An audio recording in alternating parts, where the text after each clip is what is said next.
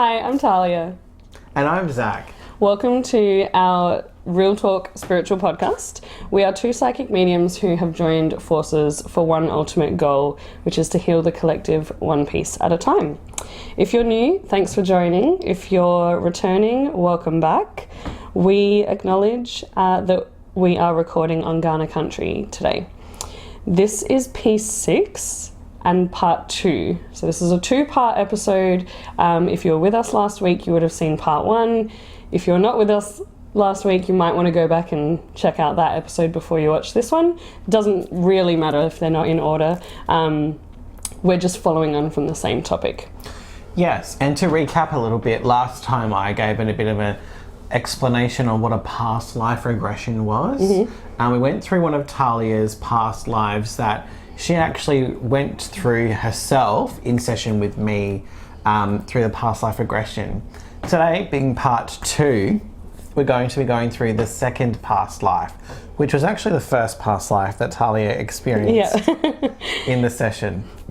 Yeah, so Zach did his thing, took me through the session. I had 7 doors that appeared to me, so 7 past lives that I could explore, and they all had a different coloured door, and so I just went intuitively with the colour that stood out to me the most. This one that we're going to discuss in this episode was the first one I picked, and it was a long kind of visit through that past life. Definitely. So that's why we specifically sort of left this one for part 2, because we thought it needed its whole own episode. Definitely. Just a heads up, bit of a trigger warning. In this episode, we're going to be talking about a lot of themes, okay? A lot of themes about children and their safety and standing up for yourself in times of really difficult circumstances. Yeah, and some difficult emotions. Definitely. Too. Yeah. So just a heads up that we will be disclosing and talking about really difficult themes today. So make sure we'll put some support links in the description below if you're finding that you need some support after this episode. Tahlia, over to you. All right. So I'm entering this coloured door, and one of the big things about past life regressions, at least in Zach's expertise and the way he runs them, is that we connect with an archangel for safety and for guidance throughout the whole experience. So the archangel that first showed themselves to me in this first door that I entered was Archangel Michael, which no surprises there, because he is the archangel that I often work with and have personally worked with. So, and if you watched our episode 2, you would have seen we were very much working with Archangel Michael for this difficult soul rescue that we happened across. Yes, so if you haven't listened to that, also listen or watch that. It's really, really good. It's soul a really rescue story time. Amazing story. But back to this story. So I've got Archangel Michael with me. We're walking through this door, and I happen to be in this field, and because this was sort of the start of the session, it did take me a little bit of time to get my bearings. But Zach, with his clairvoyance, he could see everything, the bushes, the trees and things around me. Yeah, exactly. So I remember you walking along a bit of a path. There's beautiful green grass around you. Yeah. I could see flowers, and it was almost like there was wheat growing out of the ground. Oh my God, I saw wheat too. I didn't say it in the session. Yeah, great. But I wanted to say, I think at some stage you asked what was being grown in the field, and I wanted to say corn and wheat. But what was really interesting, because we have slightly different psychic abilities, we have slightly different experiences, even though we're both following the same journey in this sort of hypnotic state. So Zach is asking me, what do you see? And even though I couldn't literally see in the sense of a clairvoyant ability, but I could sense that there was flowers around me, and Zach would say what color are the flowers, and I'd say pink and yellow. Pink and white. Even though I couldn't see it, but Zach could see it. So it's just yeah, I find that really wild. I think it's really cool when we're two mediums combining gifts. Yeah. For like something like a past life regression, because together when we share the experience from either end, it paints a real full picture. Especially if someone is really, really proficient, like last episode we spoke about Tahlia being really, really proficient in her clairsentience and claircognizance, and me being more in that clairvoyance and clairsentience as well. But the clairvoyance is definitely very strong with me, so it helps to kind of, when I explain what I'm seeing after the fact retrospectively with Tahlia, it's kind of helped you piece the puzzle a bit more together. Oh yeah, definitely. Yep. And it helped get the momentum as well to walk through the actual past life. So along the journey, you were walking on the path and you saw, well, you felt the corn and you had the experience of the world around you. Yeah, yeah. And then we stumbled upon... So I felt like I was... sorry, there's just some pitter-pattering. That's my dog walking out of the room. We got new microphones today. I don't know if you guys have noticed. Yeah. For those of you watching on YouTube who can actually see us. And hopefully you can hear us a little bit better on Spotify. Just give us some feedback on these mics. We'd love to hear it as well, by the way. The sound, is different. Yeah. Anyway, transgress from the story. Sorry, Tahlia? So I'm walking through the field and I just sort of felt like I'd got to the end of whatever this pathway was, or this field that I was walking in, and that I was on a property, and Zach's asking me, like, what do you see? And I'm sensing that there's a barn. And it was dark, like I want to say it was nighttime too. So I do remember feeling like it was very dark. Oh, that's right, I saw a star. Didn't I? I saw, as I was walking, like this star. I think I forgot that. And then remember it, because when I said it took me a little while to get to sort of the property in this first experience, the star showed up and guided me to that path. Do you remember? Did. Yeah. And so Zach's like, follow the star. It's taking you where you need to go. And so it's really cool. And then we both, ended up at the same place because we're obviously experiencing this stuff at the same time. So I approach this barn, go inside, and Zach's asking, like, what do you see? And is it animals? Is it sort of stuff you'd think you'd see on a farm? And I didn't get the sense that there were any animals. I saw a lot of like hay bales, and then kind of this sense that people were hiding in the barn. Yeah. And I think I prompted you about how many people are there, what do they look like, how old. That's right, yeah. And it was a lot. Like when you first said that question, in my head I was like, it's like somewhere between 15 and 20 people hiding in this barn. Like, so this story is already getting off to quite an intense start. Like, why are 20 people hiding in a barn? Random for a past life. Very. And then, sort of like, what do they look like? What are they wearing? Because we don't even know what era we've just walked into yet. And how old are they? And I got the sense that they were quite young, because there were so many of them. Zach was asking, like, they weren't all the same age. So I ranged from, I think the youngest, I can't quite remember what I said, 5 or 6? Yeah, I think up to about 14 or something. Yeah, 5 to 14, I reckon. And then there was like multiple different ages in between. Yeah. All the different ages, basically. Yeah, so basically just a lot of kids, a couple of teenagers, but lots of kids hiding in this barn. And so then Zach's asking, like, why do you think they're hiding there? What's going on outside?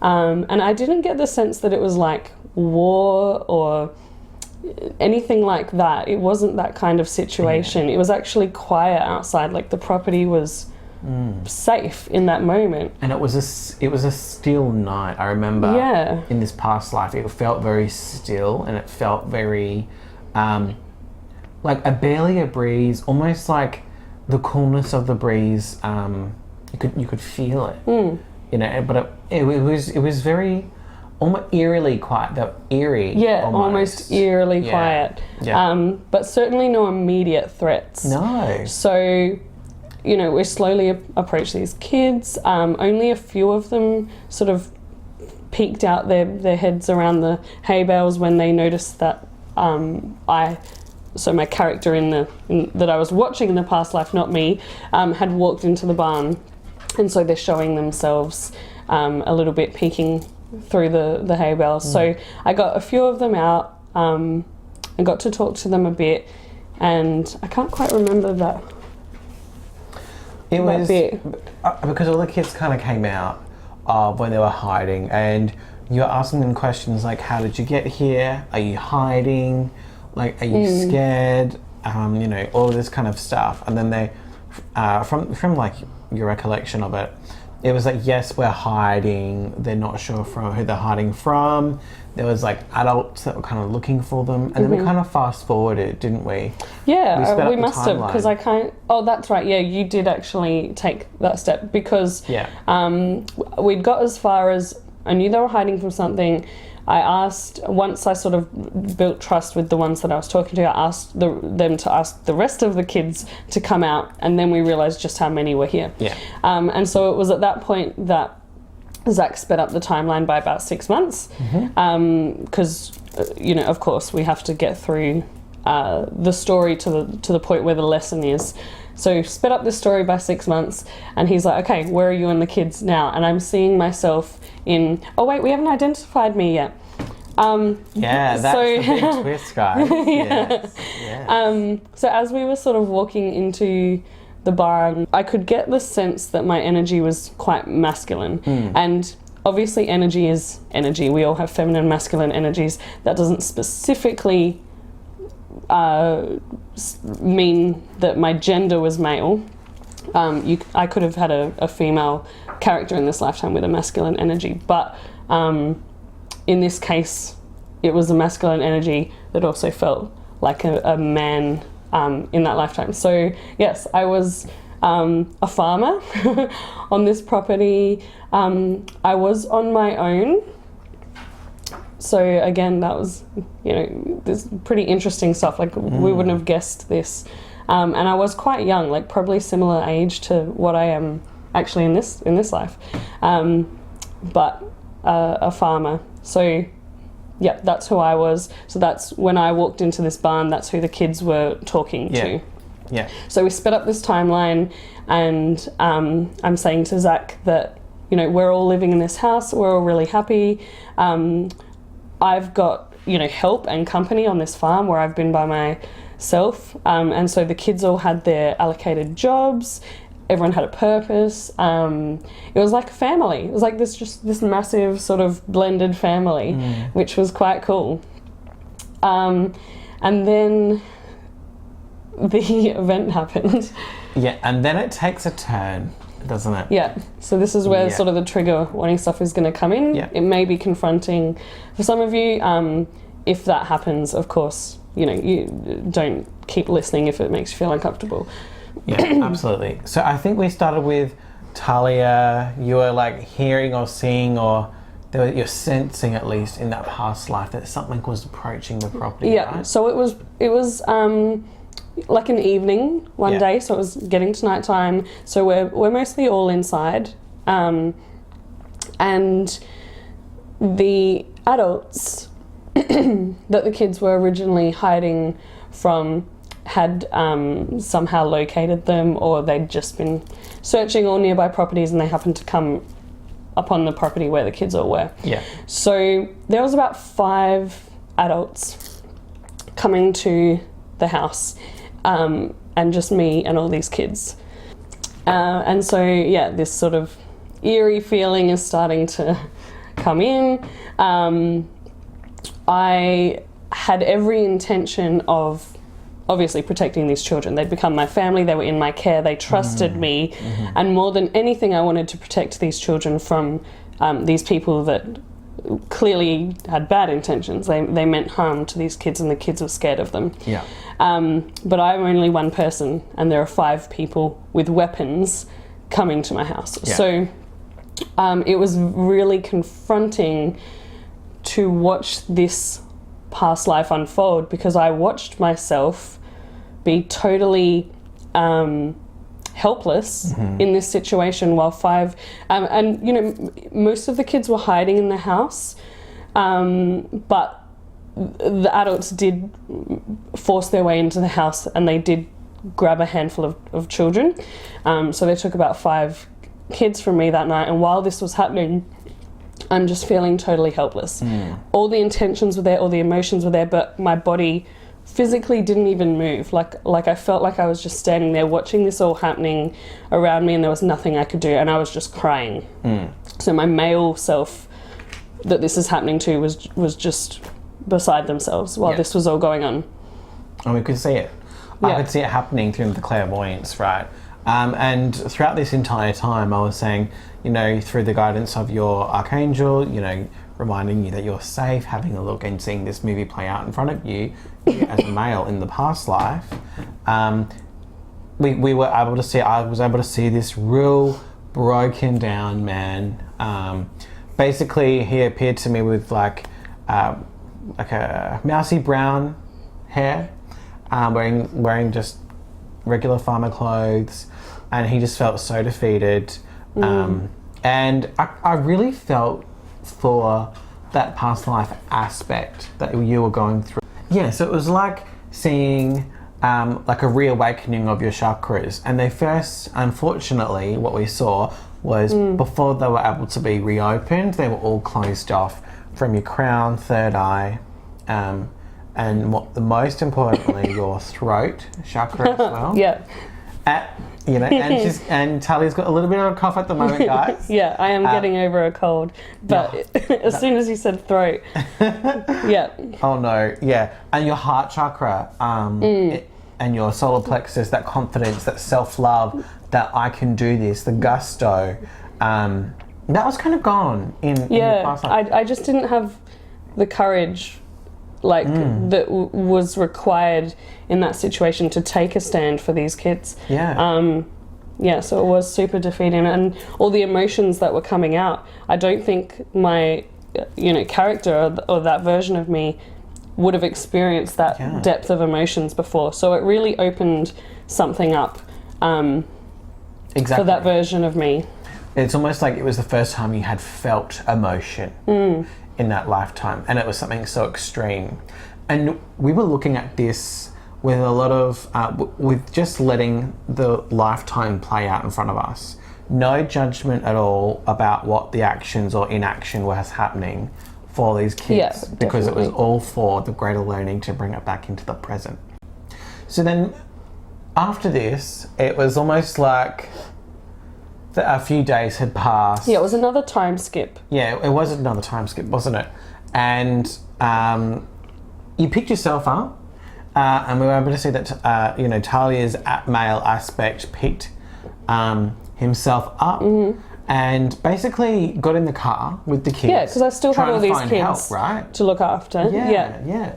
So then you were going down to neighbouring properties, and you were trying to find some help, and that kind of led you to a really unexpected location. Yeah, so I got all the kids in the car. So I had like some kind of ute truck-ish thing. Not the safety standards these days with seatbelts, but enough space to get all these remaining children in a car, like in a vehicle, and get to some help. So I suppose this is kind of like the desperate last resort options coming out now. So I'm driving to the next farm property. So in that lifetime, a version of like my friend or a neighbor, and so pull up to this house, and there's the whole sort of country town at my friend's house. So parents of most of these children were all there, that had been missing children, a sheriff and a sort of council member of sorts, and they're all in this sort of quite intense conversation, putting these pieces of each other's stories together, and then realizing that this sort of cult-like group has actually use the same tactics with all of these families to get their children away from them. And so everyone's really desperate. Everyone's trying to find these children. And I come onto the scene. I go in first by myself, don't I? And so I'm seeing this whole conversation happening. Then when I realise what's going on, I take everybody to my car and get the kids out. I tell them it's safe, and most of them are reunited with their parents in that moment. Yeah. So that was another big kind of emotional thing. But at the same time, I had to tell these people what I'd just experienced.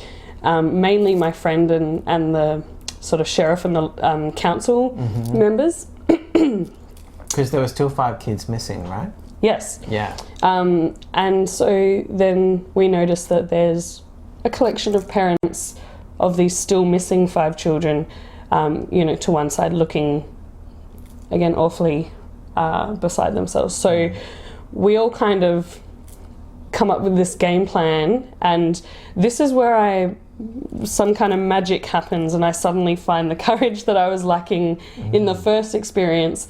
And when I've got the support of, my community around me and some other adults, I'm just like, we are getting these kids back. So we almost immediately jump in the car. The children that were there were left in the care of the parents whose children were still with these cult members. So I assume that would just be because it's a bit too close to home for them to go and experience where the kids are, whereas all of us were in a more stable state to be able to go and deal with this situation. So all the other parents get in their own cars. I'm in the car with my friend and the councilman. We do arm ourselves with whatever we have on us. So the other farm owners and the sheriffs, we have a couple of guns. The parents, it wasn't an era where everyone had a gun, but the parents would have things like garden tools and shovels, pitchforks, I don't know, whatever anyone could just muster up. So that manpower, to really try and let these people know that you're getting these kids back, whether they like it or not. And it was very definite, and it was very. It was an awesome, character redemption arc. It was really a perfect opportunity for redemption, and this time I had the tools, I suppose, to be able to carry that through to the finish, and there was a lot of determination. So it was very much like this is happening tonight, or we're dying trying. And it was like because you had the community around you. You knew your purpose was to stand up, and you weren't alone. And it was like when Tahlia was going through the motions of trying to find these kids, it was like you had this innate purpose, you are with community, but it rests on your shoulders. You will find these kids and you will get them out. And that was so clear. Your purpose for that was to get those kids out that they were taken away from you. In the process of that, though, there was a lot of warfare, basically. Kind of a turfish war. So we all arrive at this property. Myself, my friend, and the sheriff, we grab our guns, and we are kind of like the front line that's approaching this property. The parents and their various tools of defense have surrounded the perimeter of the house. So basically they're just kind of like the backup protection if anything happens, or if I don't know, the kids run out or if something happens, they're going to be sort of that outer watch while we go inside the property. So of course we get to I suppose the front porch. And there are two or one? There was 2 gentlemen there. 2 gentlemen basically being like, we're not letting you through, trying to do the whole thing.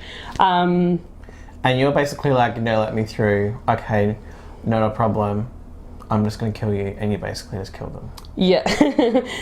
So I think one of them made an attempt to grab a weapon out, and it was at that very moment that my friend actually, the first time, fired the first shot and took them down before they could fire at us.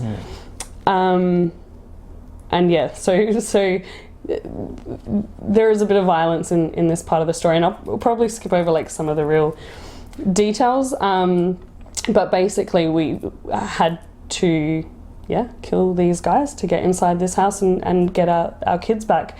So as far as we knew, there were 5 adults in this property. That was 2 of them. We go inside, we see another one or two, another 2 inside the house, and we can actually see a couple of the kids as well.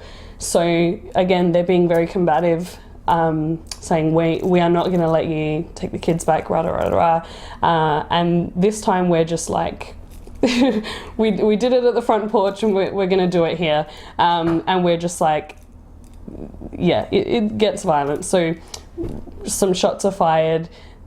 We take these people down. So we get the 3 kids that we could see in this room, and get blankets on them because they're not dressed very warm, and we get them to the parents that are outside of the property and sort of the safety of the parents surrounding the place. And then we continue on searching this house because there's still 2 more kids that we know are here somewhere. So we're checking all the rooms. We're not able to see anything obvious, so we're having to start to kind of think there's got to be another room, there's got to be another area where they are. I was getting the sense that there's kind of like a basement or attic type situation where these kids are being held. So Zach sort of prompts me to an attic, so you could obviously see that that's what was going on, and he reveals the staircase to the attic to me. I go up by myself because I think we must have all split up by this stage, so it was only me and my male aspect going up this attic, and I see the 5th man and the 2 missing children up in this attic, and it's a confronting scene, let's just say. So I am basically in this intense rage and I'm just going straight for this guy. I'm yelling out what's happening and sort of asking for help as I'm there. So the sheriff and the friend obviously realize what's happening, and they're coming right up behind me, but I've already gone to this guy and I've taken this guy out basically. Yeah, absolutely. And then, really long story short, these kids become all saved and they get returned to their loved ones and all that kind of stuff. Yeah, their parents that are back at the other property. Yeah. Yep. And basically we tie that story up with a nice neat bow. But before we do, I think I wanted to touch on the key learnings or the key lessons that you were able to bring back into the present. And I think that was standing up for yourself, and knowing that whether you are alone or with people, you, to live your life's purpose, you're always the one that's going to have to do the thing, basically. So it's like we always have the power within us to achieve what we need to achieve, and it's our perception on our capability is a lot of the time what gets in the way. And so sometimes we need to fill our lives with people that help us realize our capability and realize our potential. Because if we isolate ourselves and if we think that we can do it all alone, all by ourselves, we might find that we might actually... a little bit out of our depths or overwhelmed. Yeah. Sometimes we need community to help us know that we can actually do what we need to do. Yeah, just that kind of like-minded people with the same sort of morals and ethics wanting to fight for what they believe is right. So it's when we're talking about throat chakra stuff and communication, standing up for yourself, we also that also applies to standing up for others that cannot do it themselves. Obviously, children can't do that. Yeah. They need caregivers or adults to do that for them. Yeah. So that was this this lifetime was that kind of lesson for me, and also a lesson in that sometimes when the situation is dire enough, we do need to break the rules, like of the legal system. You know, this stuff is in place. We had to. I mean, this would be different in this day and age. We sort of had the sense that this was maybe 1940s. It was kind of era. Vigilante, wasn't it? Yeah. It was like we respect the law, and please, we're not saying to break the law, but what we're saying is in this past life, the lesson was there are rules, and in order to save a life, we had to take a life. When we're talking about how this stuff gets applied to our current lifetime, it's very much a justice thing and a standing up for vulnerable people, which is, you know, a lot of what I do in my life as well. And this experience only happened a few weeks ago, wasn't it? Yeah, maybe a week and a half ago. Yeah, so very recent. So I'm still seeing synchronicities unfold in the present moment that relate to these lessons. So I've had to do a lot of standing up for myself in the past week since we did this event, and also standing up for others. And a lot of my clients are minors, and they are unable to stand up for themselves in a lot of situations, and they are vulnerable. So I'm very much in that protector, parent, sort of caregiver energy still, having to fight those kind of battles for kids to this day. So that they can stand up on their own 2 feet and use their voice with the support around them. So I think it's just crazily amazing how going through past life regressions can be so pivotal. They can change your life. So, and you know, in the right circumstances, and then, you know, if we uphold spiritual hygiene, this is such an incredible experience. So if you're not sure on what you may have gotten up to in a past life, if you think, I've got an affinity for feathers or something like that, or why do I feel that I'm always looking up at the sky, or I'm always wanting to be in the ocean, it might be drawing you to a greater purpose, or almost like a memory or a treasure pastime from a past life. So reach out to someone. If you're in Adelaide, I conduct these past life regression therapy sessions, but also book in with a medium if you want to even get some clarity on how maybe those feelings and those kind of memories, dreams even, relate to your present. So because Tahlia can take you through readings and to help kind of join the dots together as well. It's not always, and even when you're having those moments of deja vu, or just realizing that you really resonate with one type of thing, it's not always necessarily going to be from a past life. It will be, you know, it can relate to traumas that need healing, you know, that are still from this life. So there is a little bit of investigative stuff that needs to happen first, but we've talked about this in a lot of episodes, and we're bringing it up again now. You guys are going to use your own judgment when you do that, and you're going to obviously find your way to the right spiritual practitioners for you, and you'll know who you resonate with. If you're watching our podcast, then you know you must be resonating with our energy to be here in the first place. And the dog's making another entrance. Lovely. All right. Do we have anything else to add? I think just a bit of a reminder on leaning into wounds. So if you're finding yourself a little bit triggered going throughout your life, make sure you get professional help, of course, but see it as an opportunity to heal as well.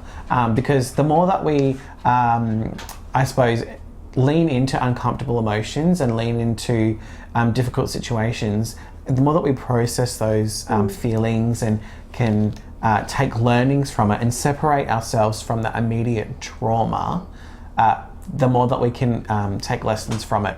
And if we can break the cycle of, say, abuse or trauma for one lifetime, like Tahlia did, then there's nothing stopping us from doing that in future or present lifetimes as well.